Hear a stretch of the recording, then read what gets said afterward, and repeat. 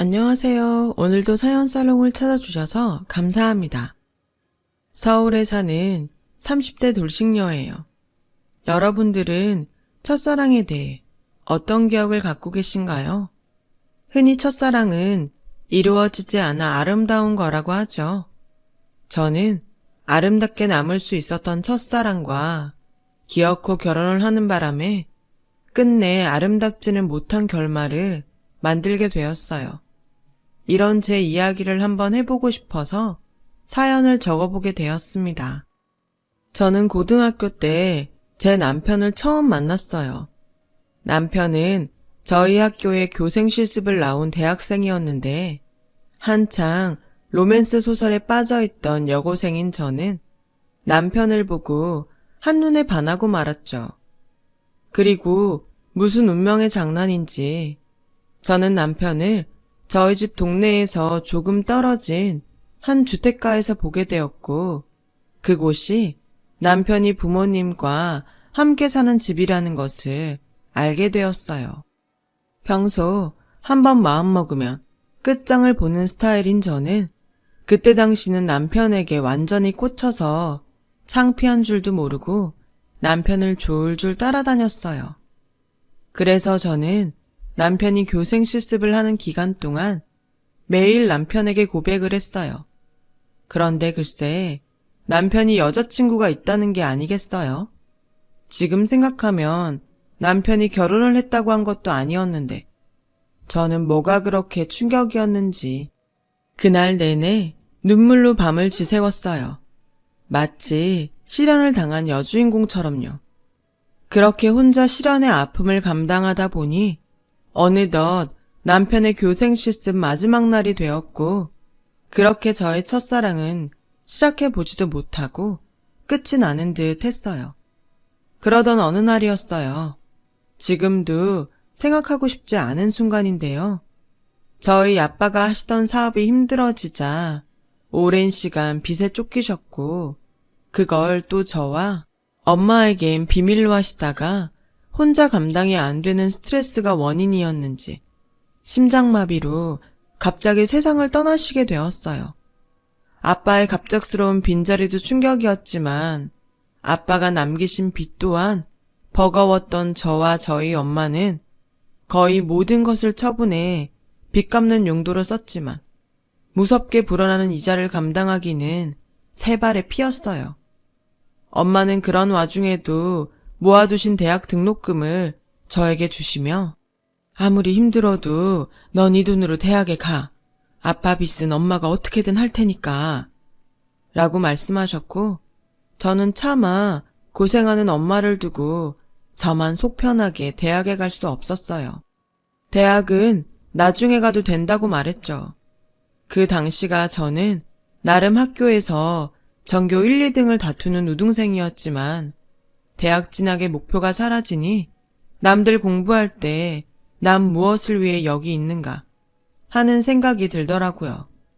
어쨌든 취업을 해야 하니 취업할 때 필요한 것 같은 자격증 공부를 하자고 생각했어요. 친구들은 수능 공부를 하는데 저는 자격증 공부를 하고 있으니 그러지 않으려 해도 그간 밝고 명랑했던 제 얼굴에도 그늘이 지기 시작했나 봐요. 저를 옆에서 보고 안타까운 담임선생님은 그런 저에게 굳이 힘들게 야간 자율학습을 하지 않아도 된다고 하셨어요. 친구들은 야간 자율학습을 하지 않는 저를 부럽다고 했지만 저는 남아서 공부하는 친구들을 부러워하며 그날부터 이른 학교를 하기 시작했는데 그러던 어느 날 야간 자율학습을 하지 않고 집에 가는 중 동네에서 우연히 남편을 보게 되었어요. 남편은 오랜만에 저를 보니 반가웠는지 이렇게 장난을 치며 말을 걸어왔어요. 채원이? 오랜만이다. 근데 이 시간이면 너 학교에서 야자할 시간 아니야? 요놈 땡땡이 쳤구나. 저는 장난으로 반가움을 대신하는 남편에게 어린 마음에 남편 앞에서 참았던 울음을 터뜨렸고 지금 생각해도 황당하게 남편에게 이렇게 말했어요. 땡땡이 친 거 아니에요. 저도 야자하고 싶어요. 저도 대학 가고 싶단 말이에요. 엄마 앞에서 꾹 참고 친구들 앞에서 꾹 참았던 눈물이 왜 하필 그 순간 아무것도 모르는 남편 앞에서 터졌는지 교복 입은 여학생이 남자 앞에서 서럽게 울자 주변 사람들은 우리 둘을 이상하게 쳐다봤어요. 남편은 이러지도 저러지도 못하며 저를 달래느라 진땀을 빼야 했죠. 제 기억에 저는 그때 한참을 울었는데 영문을 모르는 남편은 그 한참 동안 어쩌지도 못했어요. 제가 조금 진정이 되자 자기도 덩달아 안도하는 듯 보였어요. 다 울었어? 무슨 애가 그렇게 지치게 우냐? 우느라고 고생했으니까 우리 떡볶이 먹으러 갈래? 남편은 저에게 환하게 웃으며 그렇게 말해줬어요. 그 웃는 얼굴에 저는 오랜만에 어둠 속에서 빛을 본 듯 했고 그 빛은 점차 제 얼굴의 그늘을 조금씩 걷어내 주었어요. 떡볶이를 먹으며 제 이야기를 모두 들은 남편은 갑자기 손을 번쩍 들어 제 머리를 쓰다듬어 주더라고요. 우리 채원이 기특하네. 니등 쓰면 학교는 어떻게든 다닐 수 있을 텐데. 엄마가 힘들까봐 포기하는 거구나. 착하다. 저는 느닷없는 남편의 칭찬과 위로에 다시 눈가가 촉촉해졌고 남편은 제가 다시 울까봐 얼른 단무지 하나를 제 입에 쏙 넣어줬어요. 제발 울지 마. 누가 보면 내가 너 울린 줄 알겠다. 그리고 너 그렇게 계속 울면 눈 퉁퉁 부어. 그렇게 남편은 그 순간 참 고맙게도 겨우겨우 버티다 무너져 내린 저를 기꺼이 잡아주었죠. 착했던 남편은 그 후로도 제가 신경이 쓰였는지 가끔 동네 분식점에 저를 불러 떡볶이를 사주며 제 근황을 체크했어요. 그리고 고맙게도 늘 헤어질 때면 이런 말을 저에게 했어요. 혹시 무슨 일 있거나 혼자 있기 싫으면 언제든 전화해. 혼자 울지 말고. 알았지? 저는 남편의 그 말이 참 좋았어요. 힘들거나 슬플 때 주문처럼 남편의 그 말을 떠올릴 만큼요. 저는 다음 해에 학교를 졸업했어요. 그간 공부해서 준비한 자격증을 활용해 취업에 나섰고 남편은 그 해에 대학 졸업해서 교직이 아닌 유명한 모 그룹의 신입사원이 됐어요. 갭 차이는 어마어마하지만 저희 남편은 둘 다 직장인이라는 공통분모로 종종 이야기를 나눴고 저는 그즈음 남편에게 술을 처음으로 배우게 되었어요. 주량을 모르고 술을 마신 저는 결국 뻗어버렸죠. 제가 술이 깰 때까지 내내 기다리던 남편은 저를 측은하게 보더니 연신 제 머리를 쓰다듬어 주었어요.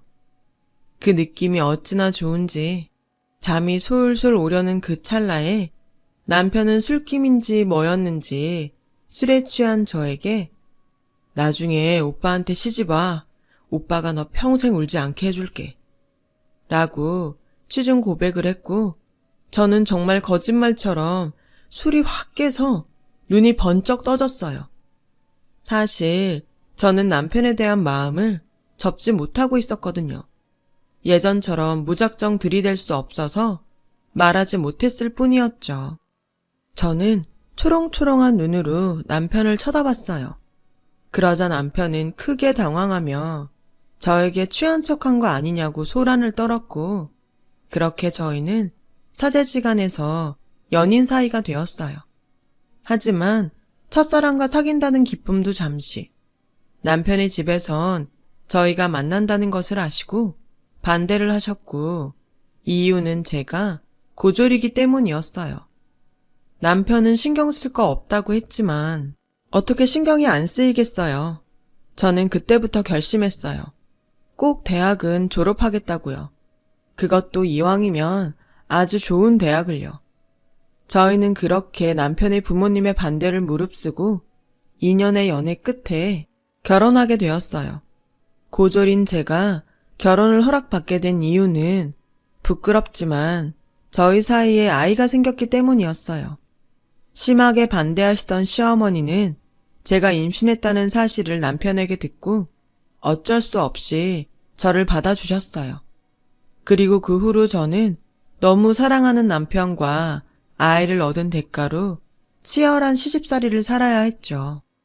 저는 빨리 돈을 모아 분가하겠다는 일념 하나로 그 모진 시집살이를 버텼어요. 하지만 아무리 정신무장을 해도 정말 죽을 맛이더라고요.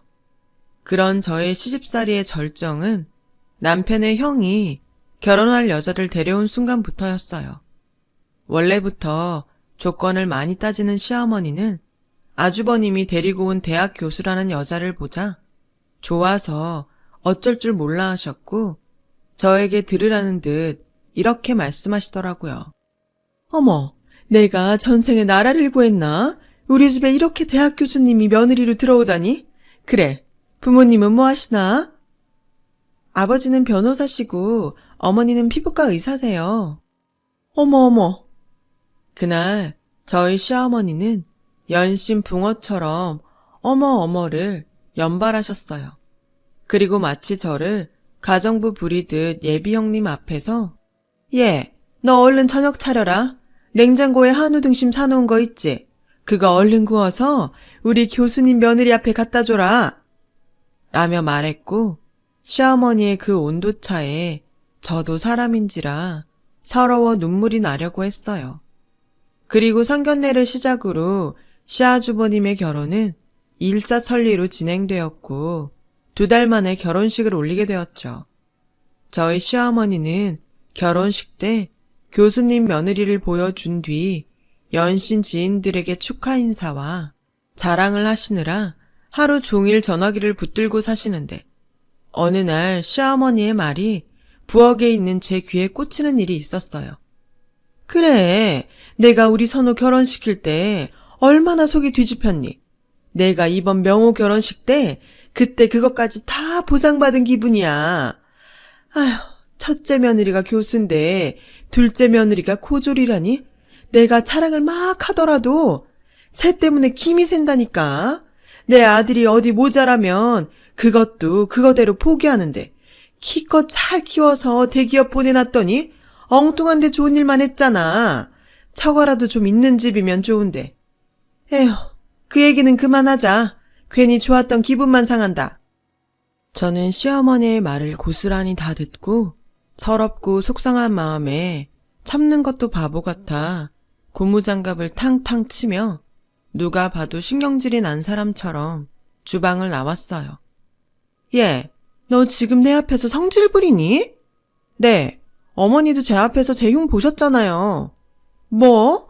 얘 시애미한테 말하는 것 좀 봐. 어머니, 진짜 해도 너무하세요. 그렇게 싫으시면 끝까지 결혼 반대하시지. 왜 이제와 계속 사람 인신공격하세요? 어머, 그럼 네가 임신했다고 내 아들 발목을 탁 잡는데 내가 어쩌니?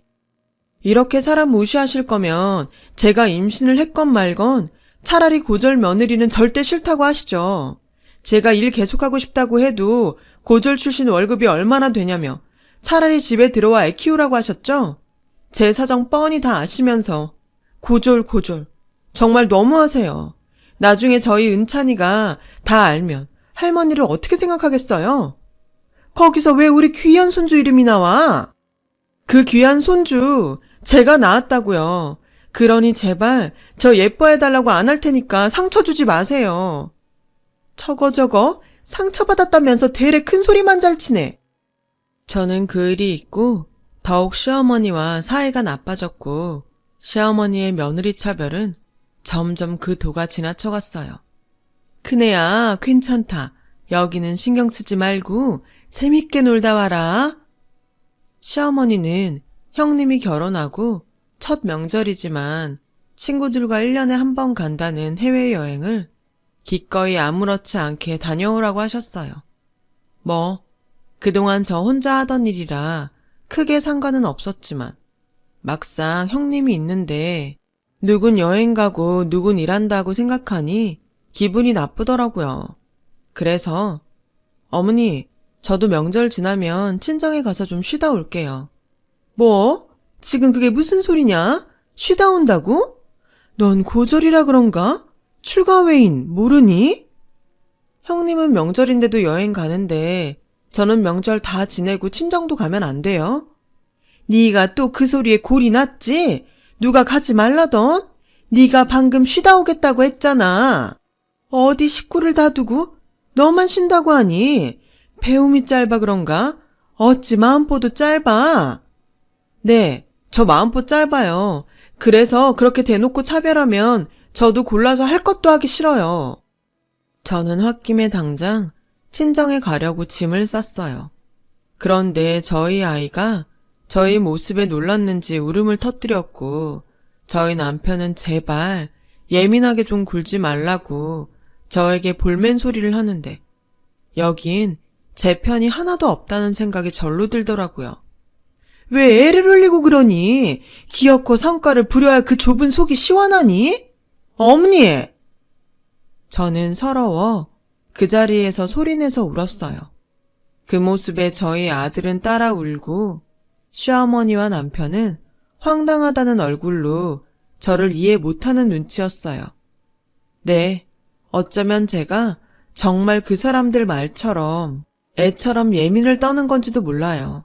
하지만 시어머니가 무시하고 형님과 차별을 하실 때마다 제 못난 자격지심 때문인지 끓어오르는 화를 참을 수 없게 되었어요. 그러던 어느 날 저녁 장을 보다가 우연히 커피숍 유리창에 시어머니를 보게 되었어요. 그리고 그 맞은편에는 형님이 계셨는데 글쎄 저희 시어머니가 가방에서 목걸이 케이스를 꺼내 형님에게 건네지 않겠어요?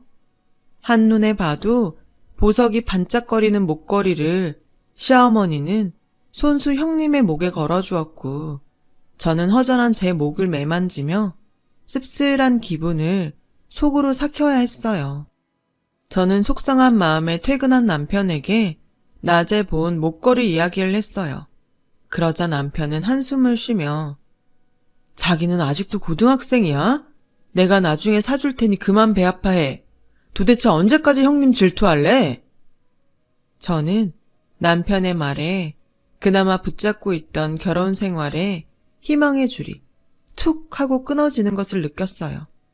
연애할 때는 그렇게도 저에게 마음을 써주더니 결혼하고 아이를 낳고 보니 예전에 마음 깊고 다정한 남편은 사라지고 없더라고요. 저는 이혼을 결심했어요. 하지만 지금 당장 하는 이혼이 아닌 똑똑한 이혼을 해야겠다고 생각했고 치밀하게 앞으로의 일을 계획하며 가장 먼저 수능 공부를 시작했어요. 이혼하는데 수능 공부가 웬 말이냐고 생각하실 수 있는데 그놈의 고졸 타령하는 시어머니에게 보란듯이 대학 졸업장을 던져주겠다는 일념으로 혹시 몰라 준비한 비자금을 털어서 인강 수업과 수능 문제집을 구입했어요. 저는 공부한다고 쓴 돈이 아까워서 늘 시간을 쪼개 공부를 했어요. 학교 다닐 때도 공부하는데 크게 스트레스를 받지 않았는데 오랜만에 펜을 잡으니 처음엔 좀 익숙하지 않아 시행착오가 있었어요. 하지만 공부를 하다 보니 예전에 공부하던 감이 돌아와 한번 시작하면 시간 가는 줄 모르고 미친 듯이 공부를 했죠. 저는 사실 절박했어요. 이번에야말로 그 지긋지긋한 고졸 탈출을 해야 한다는 절박감이었죠. 1년에 한 번 있는 제 생일도 아침에 카톡 알림을 보고 깨달았을 정도였어요.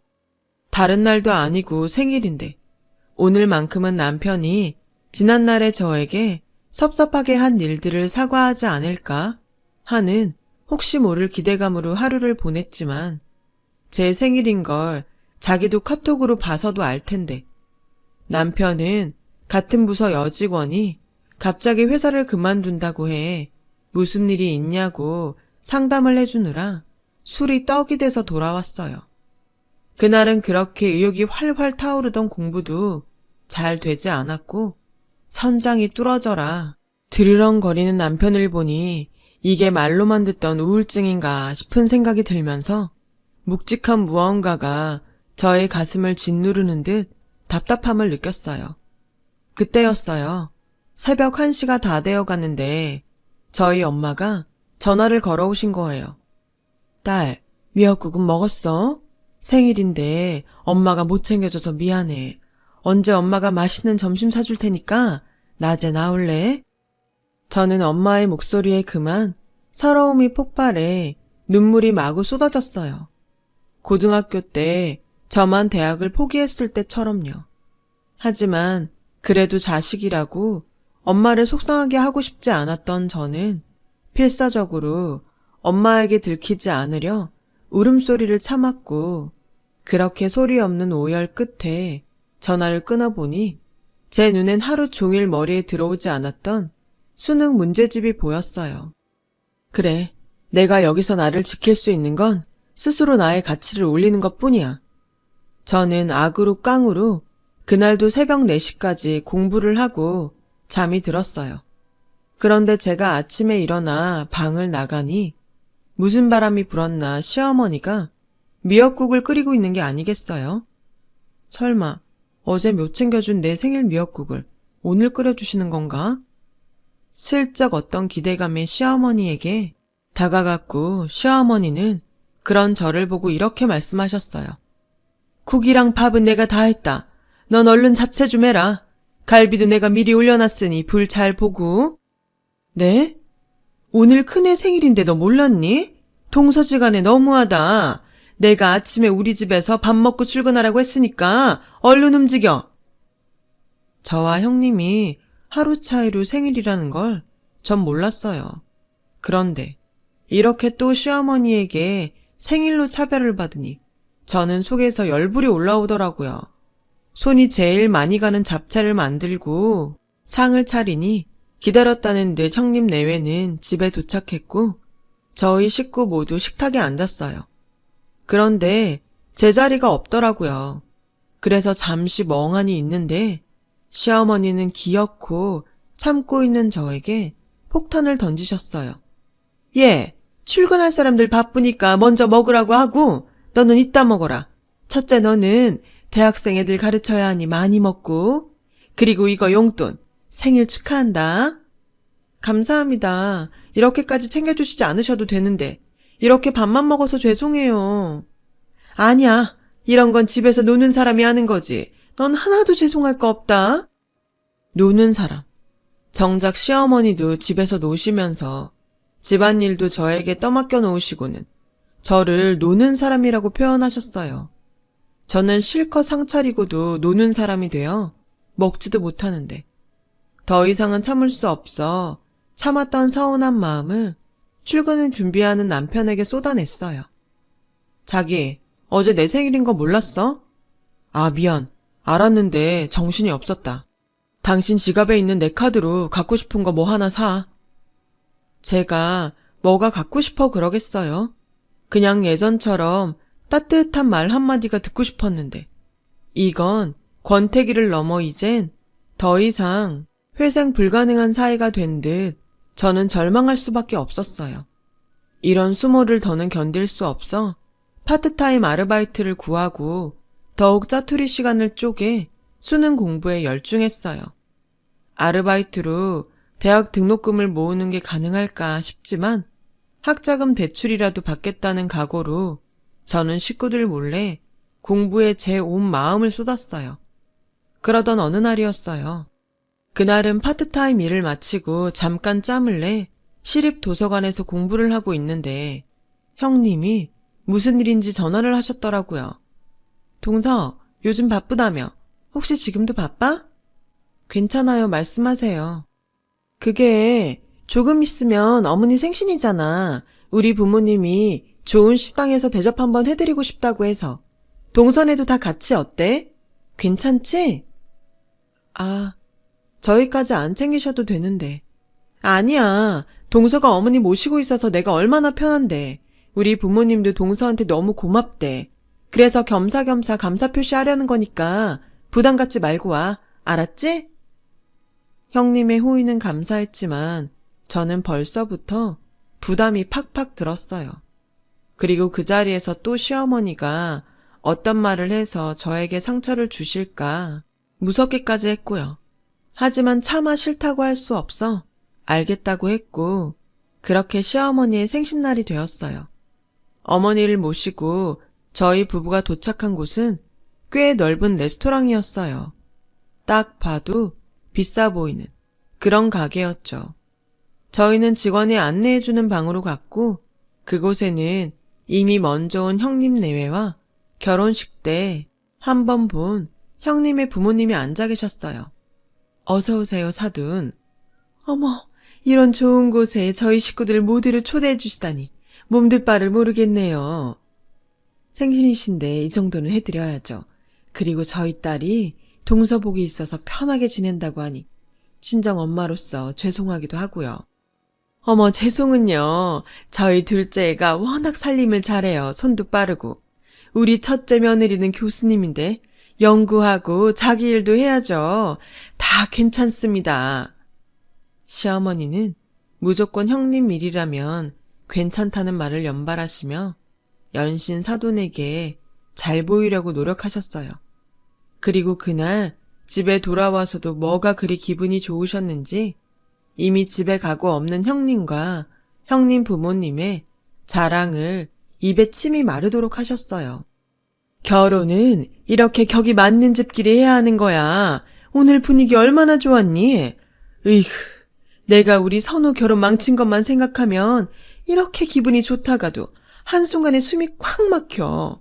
사내 자식이 착해 빠져가지고 팔목이나 잡히고. 시어머니는 기분이 좋다가 그렇게 갑자기 엄한 저에게 불똥이 튀며 또 제가 듣기 싫어하는 그 레파토리를 쏟아내셨어요. 좋은 소리도 한두 번이지. 이렇게 반복적으로 인신공격을 하는 시어머니를 저는 더 이상 두고 볼 수는 없었고 남편에게 더는 이런 집구석에서 살 수 없으니 이혼하자고 말했어요. 남편은 괜히 욱하는 마음에 앞뒤 생각하지 않고 말하지 말고 그냥 넘기라고 했지만 저는 그런 남편의 말에도 화가 나서 이번에는 진짜 이 집을 나가겠다는 생각으로 짐을 싸기 시작했어요. 당신 정말 나랑 이혼할 생각이야? 그리고 자기 엄마가 물고 빠는 은찬이도 내가 키울 거야. 네가 돈이 있어 직업이 있어? 그렇다고 장모님이 도와주실 수 있어. 화난 건 충분히 알겠으니까 오바하지 말고 오늘만 참고 지나가자. 오늘만? 내가 이 집에 온 후로 오늘 같지 않은 날이 있긴 했어? 아, 모르겠지. 당신 엄마 정말 어른도 아니고 인격도 없어. 딱 봐도 모르겠니? 자기 엄마 속물인 거? 그때였어요. 밖에서 저희 부부 대화를 엿들은 시어머니는 문을 벌컥 열더니 뭐? 이 가방끈 짧은 년이? 지금 내 아들한테 뭐라고 짓거리는 거야? 라고 소리치며 제 머리채를 잡으시는데 저도 아랑곳하지 않고 시어머니의 머리채를 잡아버렸어요. 오늘만큼은 질 생각이 없었거든요. 저희 부부는 그날로 별거에 들어갔어요. 사실상 이혼을 준비하는 벌거였죠. 남편은 여전히 직업도 없고 돈도 없는 저에게 아이를 주지 않을 거라고 버텼고 저는 아들을 데려와야 하기에 무조건 그 잘난 직업과 돈을 벌겠노라 다짐하고 또 다짐했어요. 그렇게 11월 수능날이 되었어요. 사실 별거 사실도 친정엄마한테 알리지 못하고 고시원에서 생활했었는데 오늘은 시험을 보고 친정엄마에게 모든 일을 털어놓자고 결심했어요. 그렇게 저는 아침 일찍 수험장으로 향했고 그 기분이 참 묘한 게 다시 19살 수험생이 된 기분이었어요. 저는 제 인생이 걸렸다는 생각에 간절한 마음으로 시험을 받고 술술 풀리는 문제를 보며 앞으로 내 인생이 이렇게 술술 풀리면 좋겠다는 마음으로 친정으로 갔어요. 그런데 저희 엄마는 뜻밖의 어떤 한정식 집에서 일을 하고 계셨고 저는 또 그 모습에 마음이 덜컥 내려앉는 듯 했어요. 엄마, 여기서 뭐해? 아빠 빚 나 결혼할 때 다 갚은 거 아니었어? 왜 엄마가 이런 일을 해? 여기 네 외삼촌 가게야. 엄마가 뭐든 하고 싶다고 일 배우고 싶다고 했어. 저는 평소 엄마와 잘 왕래를 하지 않았던 외삼촌 이야기에 이 일을 어떻게 생각해야 할지 판단이 잘 서지 않았어요. 그런데 제가 왔다는 소리에 밖에서 이를 보다 들어온 외삼촌은 저에게 이런 이야기를 해주셔서 전 마음을 놓을 수 있었어요. 내가 네 아버지 돌아가실 때 여기 식당을 시작해서 정신이 없어서 너랑 네 엄마를 못 챙겼다. 내내 그게 마음에 걸렸어. 근데 마침 네 엄마가 일하고 배우고 싶다고 해서 내가 여기 와서 일 배우라고 했다. 월급도 주고 일도 가르쳐주고 있으니 너 오해는 하지 말고. 여기서 일 잘 배우면 내가 목 좋은데 분점도 내줄 거야. 그땐 너도 네 엄마도 도우면서 남들 버는 것처럼 벌고 살아. 저는 외삼촌의 말에 가슴이 저려왔어요. 아빠가 돌아가시고 세상엔 엄마와 저, 단 둘뿐이라고 생각했는데 삼촌의 말을 들으니 그때의 기억이 떠올랐거든요. 저는 엄마와 삼촌에게 오늘 수능을 보고 왔고 대학에 합격하면 학자금 대출을 받더라도 대학에 다닐 생각이라는 것을 말하고 가장 중요한 남편과 별거 중으로 이혼을 할 생각이라고 말했어요. 그간 아무것도 몰랐던 저희 엄마는 제가 쏟아내는 말들에 뒤로 넘어갈 듯 깜짝 놀라셨죠. 그 와중에도 외손주가 마음에 걸리셨는지 저에게 이렇게 말씀하셨어요. 은찬이는 어쩌려고. 그러지 말고 다시 잘 풀고 살아봐. 우리 이서방 같은 사람 없잖아. 너 그때 첫사랑이라고 엄청 좋아하지 않았어? 응, 그때는 그 사람이 첫사랑이자 구세주 같았어. 근데 막상 결혼하고 시댁에 들어가 사니까 거긴 지옥이었어. 저는 떨어지지 않는 입을 달싹이며 그간 고졸이라고 무시당하고 교수인 형님과 비교당하며 힘들게 살았다는 이야기를 했어요. 그러자 저희 삼촌은 단단히 화가 나서 당장이라도 그 집에 쳐들어가 시어머니와 남편을 가만두지 않겠다고 성화를 부리셨어요. 저는 흥분한 삼촌을 말리며 꼭 성공해서 그들에게 복수할 거라고 말했고 삼촌은 그런 저의 복수에 기꺼이 힘이 되어주겠다고 약속하셨어요. 너 대학 등록금 걱정하지 마. 대출 받을 것도 없고 삼촌이 너 대학 다니는 동안 등록금 전부 다 내줄게. 넌 공부만 하고 네 엄마나 도와. 그래서 당당히 살아라. 애도 데리고 오고. 그날 이후 저는 다시 엄마와 생활을 하기 시작했어요. 그리고 그간의 노력으로 저는 우리나라에서 가장 좋다는 S대 경영학과에 입학했고 외삼촌의 든든한 지원으로 대학 공부를 원 없이 하게 되었어요. 엄마는 1년 정도 외삼촌의 가게에서 일을 배우셨고 드디어 분점 주인이 되셨는데 엄마는 가게 운영이 처음이라 자신이 없다고 하셨지만 제가 공부하는 학과가 경영학과라 그런지 저는 가게 운영이 참 재미있었어요. 처음엔 그저 입소문으로 조금씩 잘 되어가던 가게는 대학 졸업 후 저의 본격적인 마케팅으로 손님이 물밀듯 몰려오기 시작했고 개업한 지 3년 만에 연매출 50억이라는 쾌거를 이루게 되었어요. 저는 가게 운영이 재미있고 저희 엄마는 사람 상대하는 서비스가 좋으니 그야말로 저희 모녀는 환상의 콤비가 따로 없었죠. 저희 모녀의 시너지 효과로 가게는 승승장구하게 되었고 고급스럽고 유명한 한정식집으로 자리를 잡게 되었어요. 그리고 이윽고 벼르고 벼르던 그날이 되었어요.